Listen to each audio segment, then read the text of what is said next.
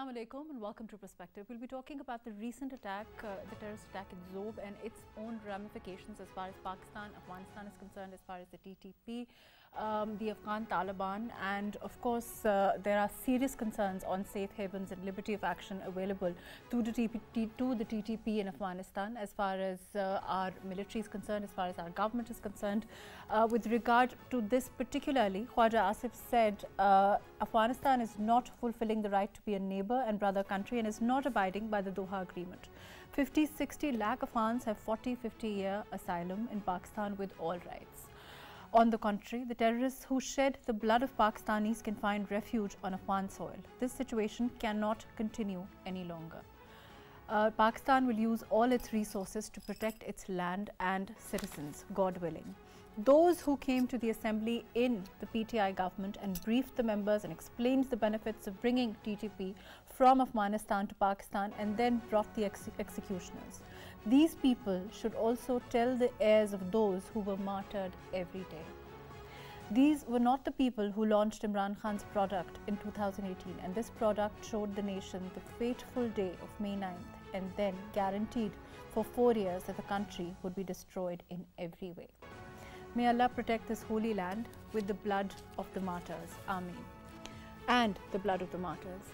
As far as the overall situation at this time is concerned, we'll be talking about the ramifications of course, this very, very sad, reprehensible attack in Zob and also the relationship of the Afghan Taliban and as far as the TTP is concerned and whether the actions that have been taken as far as Pakistan is concerned and what is happening within Afghanistan, how relevant and significant that is for overall peace for the region as far as Pakistan is concerned and our bilateral relationship with Afghanistan. All of that today on Perspective. I have with me Lt.Gen Raza, retired Raza Muhammad Khan, who is a senior analyst, also former President NDU. Thank you for being with us today. We have with us Yasir Janjua, who's a security analyst. Thank you for joining us today.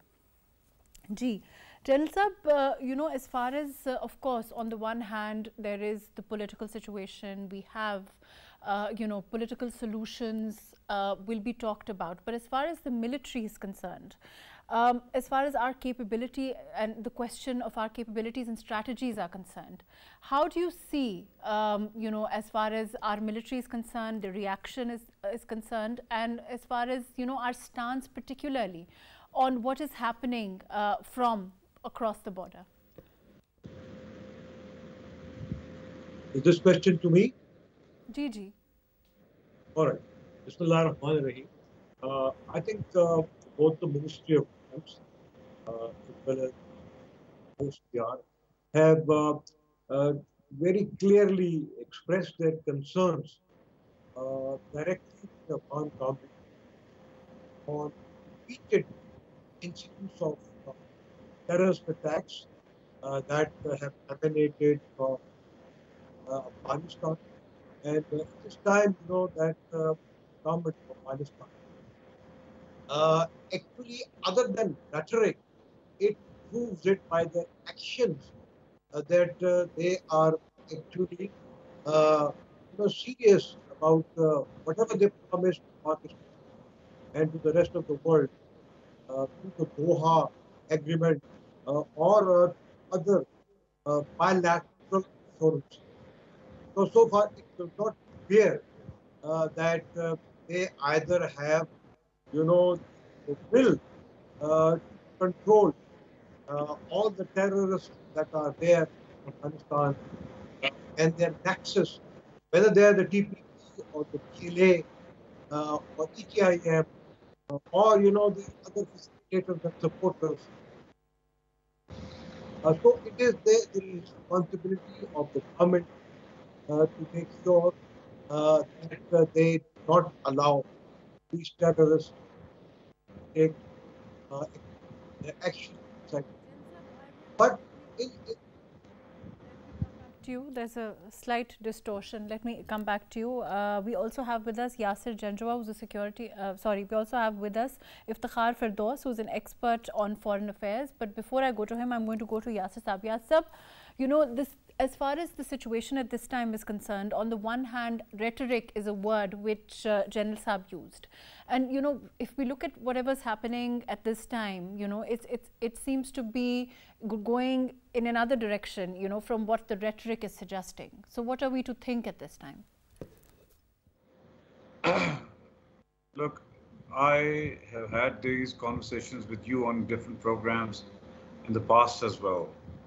My point blank opinion on this is, and I've stated that very clearly in the past in programs as well, the capacity of Afghan government, whether they are Taliban or any government, their capacity to rein in their region, the entire country, is not there.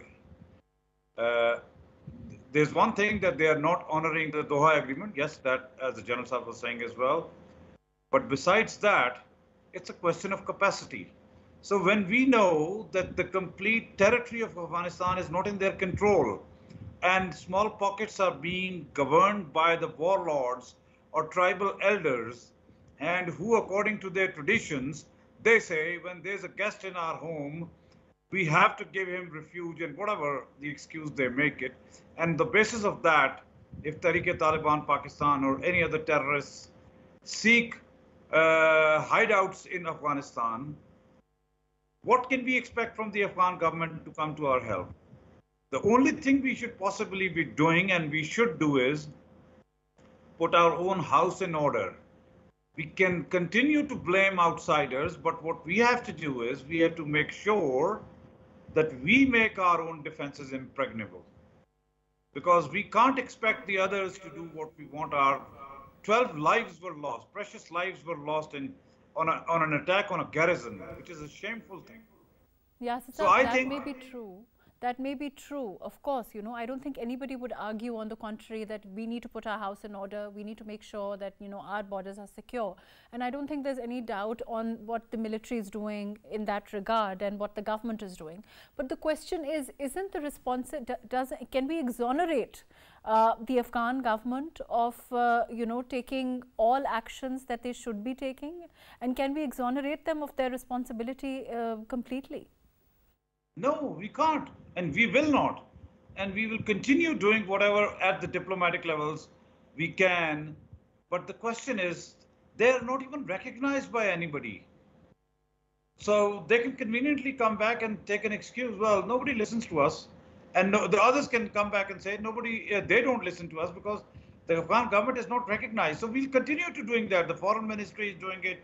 The defense minister has given a statement. We can go to the United Nations and do whatever we like.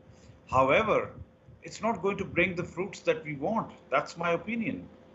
You can keep trying it, but you can't get any traction from the Afghans beyond a certain limit. The government in Kabul may have some soft corner for Pakistan, but there are pockets in provinces where individuals decide what they want to do. And that is the place where the government's voices from Kabul do not even reach. So the individuals sitting on the border or villages close to the border, they take their own decisions. How do you enforce that through our Kabul government? This has been the dilemma for last many years now. Right, fair enough. Let me come back to you on that, and I'm going to go to Iftikhar Saab. Iftikhar Saab, you heard what Yasir Saab said, what General Saab said. The question is, okay, you know, the question is the sincerity of the Afghan government, or, you know, whether they have an explicit or implicit you know, a tacit kind of support as far as, you know, to what is happening. Recently, there were some statements also that came from the Afghan government. Do you think that, you know, we should be doing, of course, putting our house in order, putting pressure on the Afghan government itself also? How viable is that? How fruitful is it, in your opinion? I think it has diplomatic implications, but on a policy level, I think Pakistan really needs to rethink its policy on the relationship that it had with Afghan Taliban prior to August 15 and what it has entailed now as we are talking, because we do see militants coming in from Afghanistan and carrying out attacks within Pakistan. Initially, Pakistan's understanding or its hope was that once the Afghan Taliban take over Afghanistan, things would settle down, but that has not happened. Why that has not happened is a wider debate. The simple answer for that is that TTP, which basically is responsible for the several attacks being carried out in Pakistan, are seen as an extended, veritable arm of the Afghan Taliban. And that includes not just ideological support, but it also has an inherent, ideology and also the hierarchy of spiritual allegiance, the way that this entire structure is framed of militancy and terrorism in the Pakistan, Afghanistan, and the wider global region as well.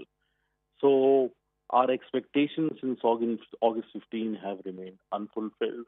Pakistani officials generally believe that the top tier Afghan leadership is pretty much, in the loop within to say that they would do anything that would safeguard the interests of Pakistan in Afghanistan. However, the illusion of control that the Afghan Taliban are completely in control does not actually trickle down to the foot soldier level. So there our policy towards Afghanistan and the way that the ideology is framed within Afghanistan between the Taliban and the various tentacles it has and the various groups it has. I think there needs to be an overthinking of an Afghan policy, as well as what we need to see is how we now re-engage when the government in Afghanistan is not recognized, firstly. Also, the wider political and economic interests. And I think one of the biggest problems that we will face if we actually crack down or create some sort of policy measures which are difficult to maintain our diplomatic ties with the Afghan Taliban or affected in some way is that Pakistan's reliance on ground borders after the floods has been immense. We have relied upon ground borders for edible items as well as several perishable and non-perishable items on to which our economy is dependent now. In the last couple of months, we've seen that it was the first time in history, in the recent history rather of the last 20 years, that it was the Afghan Taliban or the Afghan side that actually closed down the border. Usually it was Pakistan that was taking such measures because Afghanistan was dependent. So if you look at the trade balance in the last 20 odd years also, our exports to Afghanistan and our imports do not match up. Now we are reliant on the border. They are not reliant on the border till that extent. So economy and security overlap with each other. Whatever decision needs to be made through a well thought out plan. But I think it's definitely high time that our relationship in terms of the Afghan Taliban and how they are viewed within Pakistan definitely requires a thinking now. Or rethink there. But let me come back to you. Iftikhar Sahab, one of the things that you mentioned and I think particularly is important is the role of as far as the government is concerned, the policy is concerned. Let me go to General Saab again with this. General Saab, border particularly, how important do you think the Taliban, the Afghan Taliban and the Afghan government, how much sanctity do you think they look at our border with particularly? Okay, can you hear me now? Gigi, I can hear you now. Okay, first of all, I think when we are talking of the capacity of the interim Afghan government, well, you could say that in the past they did not have that capacity, but I think they now have the capacity if they want to take out the TPP and other terrorists who are hiding in the sanctuaries in the Pak-Afghan border areas. I think what is missing is the will to do that. And I think that is of great concern to us, that why is their lack of will or very little will, to do what Pakistan and China and the United Nations and other countries are asking them to do. So having said that, I think it is also important that when it comes to the recognition of Pakistan's border by Afghanistan, I think the fact that we have been able to almost complete the fencing of Pak-Afghan border it leads to the fact that now they are not very loudly talking about non-recognition of the border, and also the fact that the number of checkposts have now increased, and there are normal sort of trade relation between the two countries. So while they may not have officially recognized our border, I think in a de facto manner, there is understanding on that. But I think it is important that we strengthen our borders mutually, not only with Pakistan and Afghanistan, but also Pakistan and Iran. And I'm sure it will be one of the points on the agenda in the meeting between the Chief of Army Staff, who's presently there with his Iranian counterparts. And in addition to that, I think there have to be incentives and disincentives given to the interim Afghan government, whether they are diplomatic or political. We talk about capabilities. Of course, it's also said that this is, a handful of people that are actually the perpetrators, that are actually the cause of what's happening. In terms of capabilities, why do you think it keeps reoccurring? Well, there is the capability of the Afghan government, if you're talking about them. As I said, the will there is missing, and that is why they are happening, whether they're in the garb of, Afghan refugees or traders. It is happening, and it is very difficult, to manage these crossing points. Well, of course, we can do better to do that, whether it is at Torkham or Chaman or Ghulam, or at other places. We need to actually be mindful of that, find out the weak areas, the weak spots, and strengthen them further. And most of them are now crossing through the Iran border, which is only half fenced. So I think all the three countries can sit together and mutually, secure their borders. And indications of the safe havens that, of course, we have our own military intelligence, we have our own capabilities in that regard. Of course, relying on the Afghan government, that's another, rethink of the policy. All of those things are something that, those are all alternatives now that are on the table for the government and the military at this time. Yes, let me add to that, that we also have, we should not forget, the national action plan and the provincial action plans. I think it's the major role now is that of the provinces.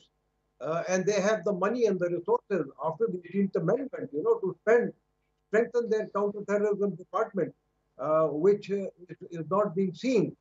Then there are facilitators and financiers and sympathizers, both foreign and domestic, within the country. And this is the combined responsibility of the armed forces and the civil administration, counter-terrorism department. It is also the responsibility not only of the government. It is my responsibility, it is your responsibility, the responsibility of the media, civil society, political leaders and religious leaders across the political divide to beat the narrative of the terrorists.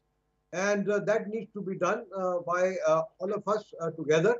And I think it is extremely important that we do that.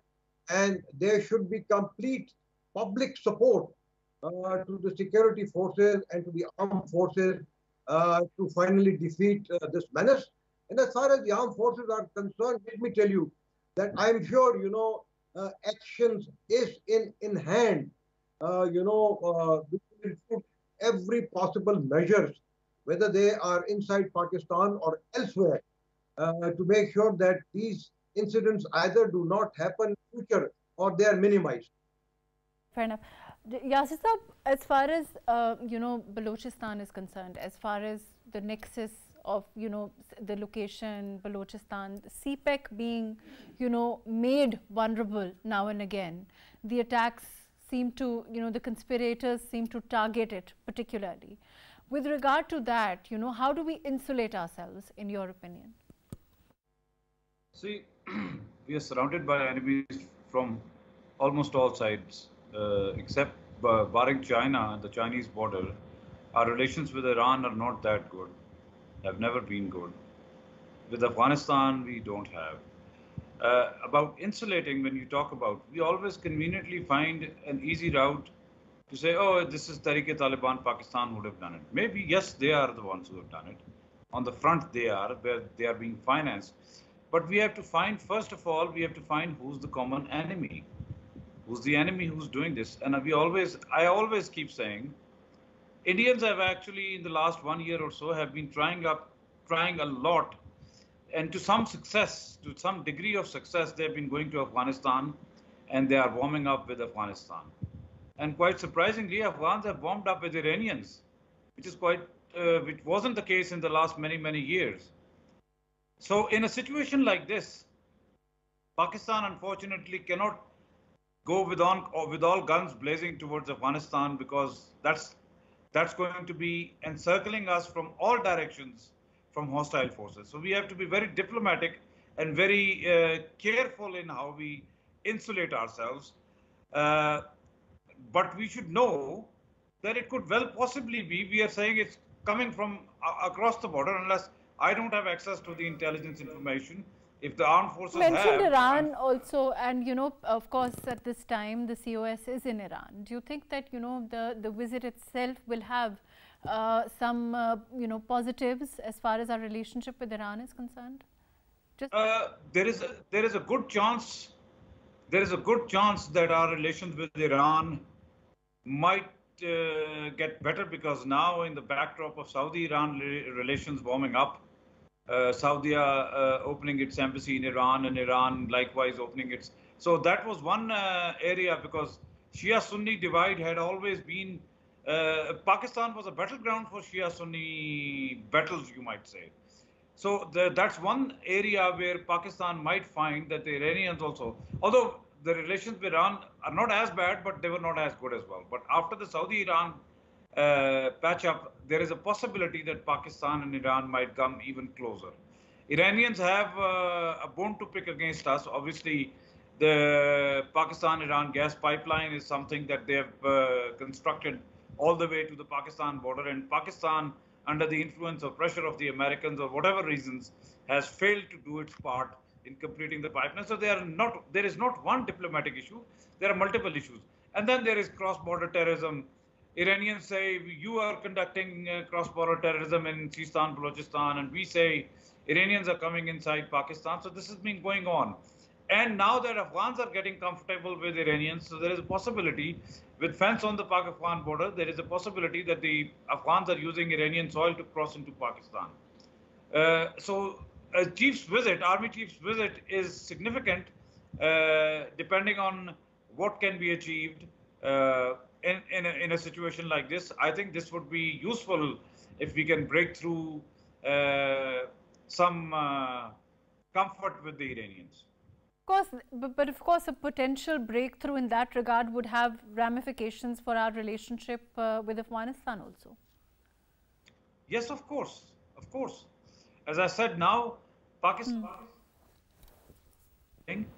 I think it's time. If Afghan government is not recognized internationally, at least at the regional level, Pakistan, Iran, and Afghanistan can sit down and talk about security issues. And it's not just security. Afghanistan's trade is also linked to Pakistan. So we both need each other. We can't leave each other aside, They need us for trade. We need them for our security. As we have been saying all along, that security in Afghanistan is actually the guarantor of security and peace and tranquility in Pakistan. So we also want a peaceful, secure Afghanistan, because that ensures us to be secure.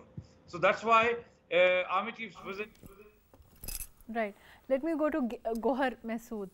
Gohar Sahab, do you think that, the capability of the Afghan government on one side, the sincerity of the Afghan government on one side, do you think that the recognition of the Afghan government itself, how much role does that have to play in their ability to control whatever is happening within their borders? Thank you so much, Mahrukh. I would say, we should not neglect the relationship between the Pakistani Taliban called TTP and the Afghan Taliban.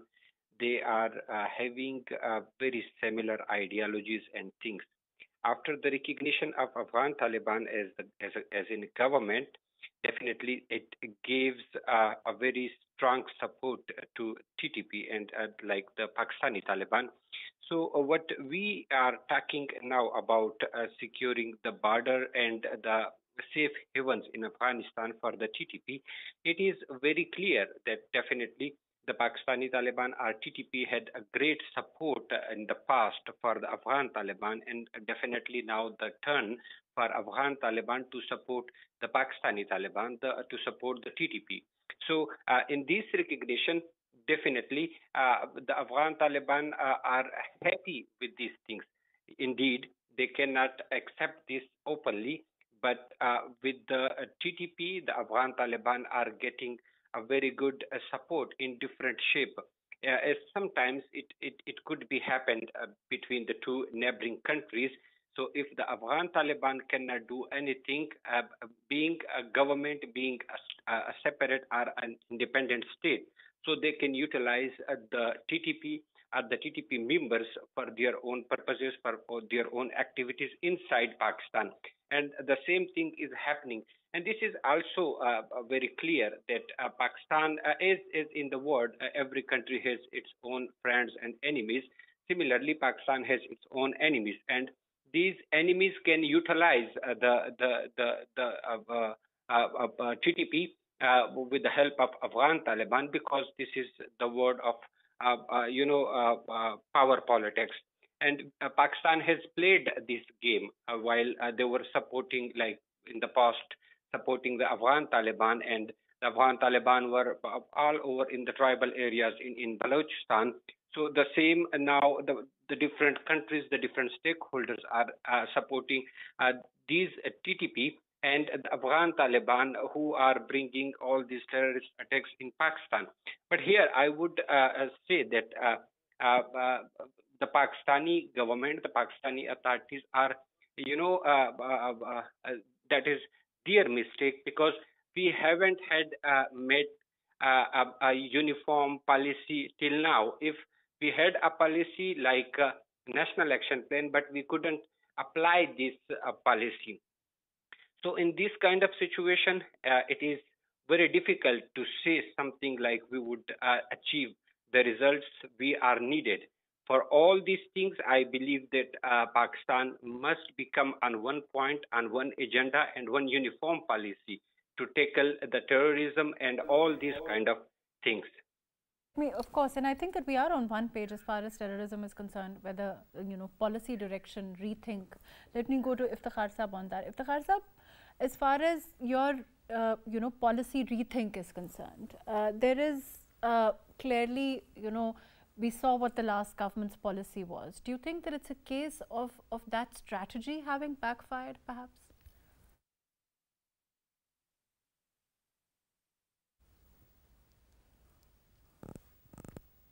General Saab, can you hear me? Yes, I can. General Saab, again, the question as far as our strategy is concerned, do you think it's a case of the last government's policy vis-a-vis Afghanistan, the Taliban particularly, having been backfired? Well, I think there were, some experiments made, and I think there was this issue of talks with elements of the TTP. Unfortunately, it failed. And, these things do happen, and now there is a realization that I think there would be no talks with the TTP or any of the terrorists, and I think that is a good decision. But I think what else we can do is to use our influence, with the Afghanistan government, because they have now almost forgotten about their own 3 million refugees sitting here. If they think, that there is a relative peace and calm there. So I think the government of Pakistan should seriously now consider returning them to them, because our own, security situation and economic situation is such that we can no more, host them here with us. Similarly, I think we need to ask the government of China to put pressure on the Afghan government, who are actually the Chinese are supporting them at every international fora as we are doing that. So I think some kind of a disincentive, both from Pakistan and China, will certainly make a difference. When it comes to, to the religious edict or fatwa, that is what we need to ask from, the religious leaders of Afghanistan. If they can declare that whatever the TTP is doing in Pakistan is un-Islamic, I think all these terrorist attacks, despite the fact that, there are different versions of, I think these attacks would drastically reduce. And two more points that I think when it comes... Sincerity that comes into play. How sincere the government is, how determined they are to ensure that there is no, cross-border terrorism and that it doesn't spew from there. Mahrukh, are you again? Am I? Ji, General Sahab. Okay. So, we cannot be sure what the Afghan government wants, but we need to make sure that, they take our concern seriously. And I talked of incentives and disincentives, both not only, from Pakistan, but also from Pakistan, China, the US, and of course, the rest of the world. We have to break the nexus of various terrorist groups inside Afghanistan and also inside of Pakistan. And let me assure you that when it comes to kinetic operations, I think the armed forces are very well aware of how to do it. And you must have read it, how this is being done. If it comes, to, let's say, eliminating some of the safe havens just across the border, it's a political decision. If the government tells the armed forces not to do it, I think they can do it in hours. But then, of course, there will be repercussions to that. So I think... Let me go to Yasir Saab. General Saab, I'll come back to you. Yasir Saab, of course, what General Saab is saying, I hope you were listening to what he's saying. But isn't it true that perhaps a rethink there? Of course, it is the prerogative of the political government, and of course the military has the requisite intelligence. But it is pointing us in the direction that perhaps that, as far as talks are concerned, our earlier policies were perhaps not as beneficial to what is happening at this time between Pakistan and the terrorism that is flowing from Afghanistan.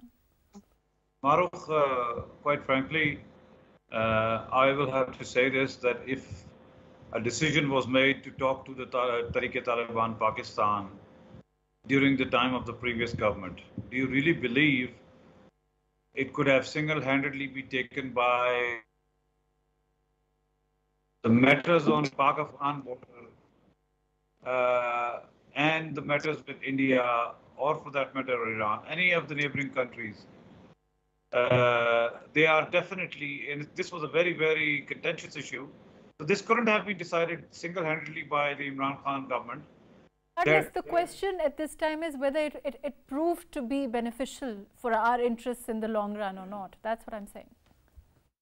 See, the aim was at that time that they could probably lure them in to come back into the mainstream, but that did not happen. It backfired because they were demanding things that the government of Pakistan could never admit or never agree to. So that's why if there were conditions put into those talks, then obviously this could not. And remember, these Taliban Pakistan people do not have popular support. Afghan Taliban have popular support in Afghanistan. That's why they were able to overthrow American forces and the NATO forces. So that's why this is why some people think that it was a mistake to talk to these thugs and terrorists, because they don't have popular support. So they will always make demands which would be unrealistic, which cannot be met. And that's probably why the talks failed. And in retrospect, if you see, yes, the talks have failed. So we see, now we can say, okay, it wasn't a good decision. But then we made a try. If we were continuously fighting with them, we would have still been standing here today where we are. We tried to talk to them, we still could not. So in diplomacy, you always try various options. Sometimes some works, something. Fair enough. But all I'm saying is that perhaps, now, of course, a rethink in that direction, as far as the current government and the military. I want to move on and talk a little bit about the BLA, as far as the TTP Nexus is concerned. Do you think that the interests there perhaps converge, or are they different? Is that going to play a part in what's happening also? If you're asking me, I don't know, because there was distortion. I think between they have a common enemy, which is the government of Pakistan, the armed forces of Pakistan. So in some corners or corridors back in their coffers, in their safe havens, they would probably be talking to each other. How can we both destabilize Pakistan? And as I said, and I'm saying again, the common denominator in these cases is always the third party, which is our eastern neighbor. They will always want to do this through these people. They will not send their own people. They will always use our people to do this. And our people are the Pakistanis from BLA or the Pakistanis from Taliban Pakistan. So they can definitely be made to sit on one table through our eastern neighbors. Right, fair enough. Let me go to Gohar Saab. Gohar Saab, can you hear me? Ji, Gohar Saab? Hello, I can hear you. Ji, Gohar Saab, as far as this, of course, we are quick to realize, of course, our own situation, economic situation, security situation, all of those things. But as far as, at the same time, we have to, come to the conclusion we can't exonerate the Afghan Taliban of the responsibility and of them having taken the responsibility to ensure that, no cross-border terrorism would flow from Afghanistan. That having that having certain, do you think, leeway as far as recognition of Afghanistan itself is concerned, or no?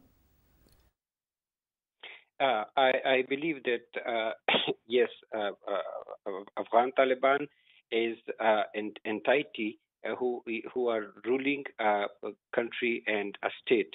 Yes, this is their responsibility that they control those elements who are interfering in other state affairs and state borders. Definitely, but on the other hand, yes, as I earlier said, that they had a very long relationship and they are supporting each other. So behind the scene, definitely Afghan Taliban will support the TTP, Tehreek-e-Taliban Pakistan, just for their own purposes, for their own causes. So for this reason, yes, Afghanistan Taliban are not, fulfilling the responsibilities that they have. But on the other side, yes, it is also our responsibility. It is also the responsibility of Pakistan government and Pakistan's authorities to make sure the border is not open for anyone in the shape of this kind of insurgency and coming inside and outside. So yes, Afghan Taliban are, I would say, fail to make sure their responsibility to control the border and control such kind of activities. But yes, we also have a responsibility as a state and the government that, as earlier I said, that we must be, united on a one uniform policy. And in the words, yes, we are agree. In the saying, we are agree. But in practical, we do need to make a uniform policy and follow the policy strictly. Thank you. General Sab, there is border fencing. You yourself mentioned it also. There is also a consistent effort to make sure that our borders are secure. But at the same time, we know that now, as far as the Durand line is concerned, the Afghan government doesn't seem to give it a lot of respect as far as, the sanctity of the border is concerned. So in that scenario, what are the options now? I think let's not call the Pak-Afghan border as a Durand line. Well, they may call it, but we call it as the Pak-Afghan border. The entire world calls it as the Pak-Afghan border, except the government of Afghanistan, which is very, very unfortunate. And imagine, if they do not recognize our border. How they actually feel about the terrorism that's coming from there, no? Whatever they may have in their minds, one is not sure about that, but it is an internationally recognized border, and the earlier they accept this reality, the better it would be for them. I think now I want to, make a mention of two points, and one is to now locate more diligently, the financiers and the facilitators, the local facilitators in Pakistan, which cannot be done by the armed forces alone. I think many other, elements of state power, they have to get involved into this, work hand in glove with the armed forces to do that. Secondly, I think our courts needs to now play a different role.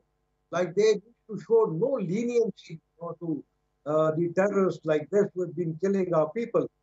I'm talking of the anti-terrorist courts. Some of them, in the past, they have been releasing hardcore terrorists, and of course there was a problem with that, not only from in KP, but even in other places.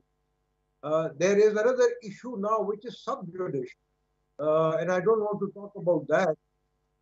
I think, but the issue of handing over such terrorists, whether they are civilian or not, to anti-terrorist courts and to military authorities as per the laws, the Constitution of Pakistan is actually indispensable. So I'm sure a court will give a final decision on that. But then it is an important component of the counter-terrorism plan of Pakistan, and the people of Pakistan are keenly looking forward, to the courts to give a decision which I'm sure will be supportive of all our counter-terrorism plans. Fair enough. Yasir, your quick comments. Unfortunately, we're running out of time. On what is the best way forward, with acknowledging, of course, that we need to build up our own economy. We need to build up. We need to make sure that our own house is in order, which is what you said earlier on. But what is in your opinion the best way forward now? I think the best way forward is to be proactive. They have attacked our soil, and if there is compelling evidence of involvement of elements from outside Pakistan, we must carry out intelligence-based operations so that we give a clear message that we cannot tolerate and we will not tolerate this nonsense going on any further. Otherwise, if we don't give them a message, this is not going to stop. The government of Pakistan has to take a political ownership of this. Yes, there will be some criticism of that across the world, but we've seen this. Many other countries have done this when their sovereignty has been under threat. They have taken charge of their affairs and not let the others interfere in it, because now this is a clear intervention in our sovereignty if the Taliban Pakistan. Right, fair enough. Unfortunately, that's all the time that we have. Thank you so much for being with us. Iftikhar Firdous, Lt.Gen retired Raza Muhammad Khan, Yasir Janjua. Thank you for being with us. Gohar Mehsud, thank you for joining us. Of course, Pakistan, the political leadership and the military leadership are on one page as far as ensuring that Pakistan's sovereignty remains secure, our borders remain secure, and we are more than capable of ensuring that we respond to any kind of terrorism coming from across the border, whether it's Afghanistan or any other country, in an adequate manner. We have the requisite intelligence, and of course, as far as strategy is concerned, we can and will retaliate as we see fit in a befitting manner to any kind of threat that emanates. Let's hope that as far as the geostrategic position is concerned, we can ensure and all geostrategic partners can ensure that there is peace and tranquility, because that is what will benefit the region in the long run. Thank you so much for joining us today on President.